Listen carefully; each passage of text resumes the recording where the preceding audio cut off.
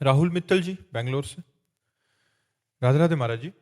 महाराज जी, मैं एक बड़ी मल्टीनेशनल कंपनी में बड़ी पोस्ट पे कार्यरत हूँ। महाराज जी, मैं अपने काम को लेकर बहुत टेंशन लेता हूँ। सुबह से शाम दिमाग में बस काम ही काम चलता है, जिससे गुस्से पर भी कंट्रोल नहीं रहता। इससे स्ट्रेस और आ जाता है। महाराज जी, ऐसी स्थिति में मुझे क्या करना चाहिए? हम ये पूछ रहे हैं कि जितने लोग बैठे हैं किसके दिमाग में काम नहीं चलता है?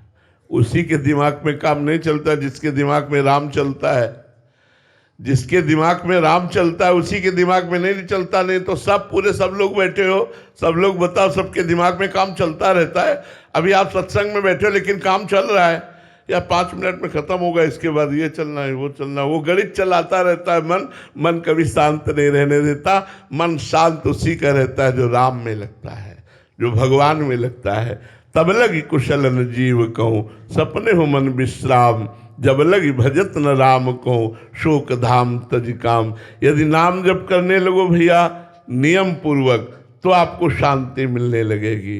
तो थोड़ा सत्संग का नियम बनाओ, 30-40 मिनट सुनो और काउंटर ले लो। नाम जप करते हो आप?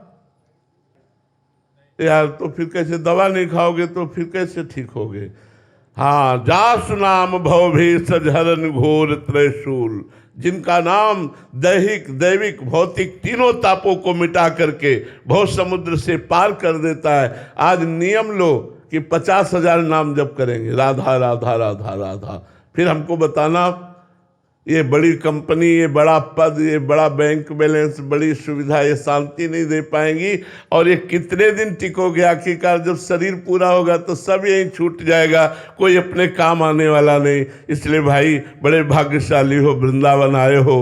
वृंदावन में परम पावन भूमि रज पर बैठकर सत्संग सुन रहे हो। आज नियम ले लो कि मैं रोज 50,000 नाम जप करूंगा। 24 घंटे में जब आपको समय मिले, चलते फिरते काउंटर है, राधा राधा राधा राधा राधा।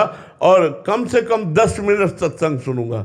2 बातें आप पकड़ लो, 10 मिनट सत्संग सुनूंगा किसी महात्मा का, और 50,000 नाम जप करूंगा। अगर आप ये नियम ले लो, फिर आप हमें अगली बार मिलना, बताना कैसा लग रहा है।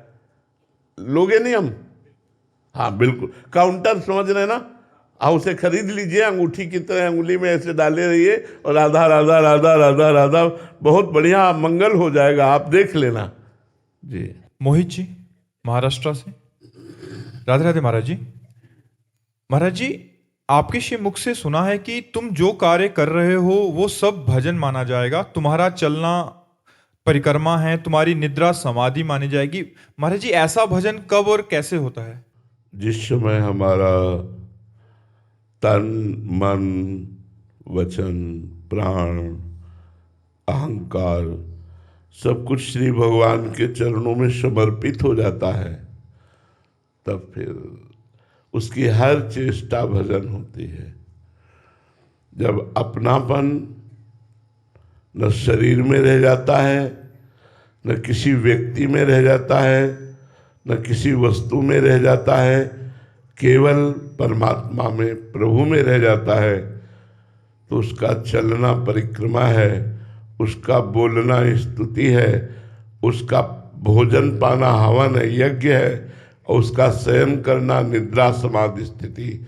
वो निद्रा समाधि स्थिति, ये स्थिति तब आती जब अहम का सर्वस्व समर्पण हो जाता है, प्राणों का समर्पण हो जाता है।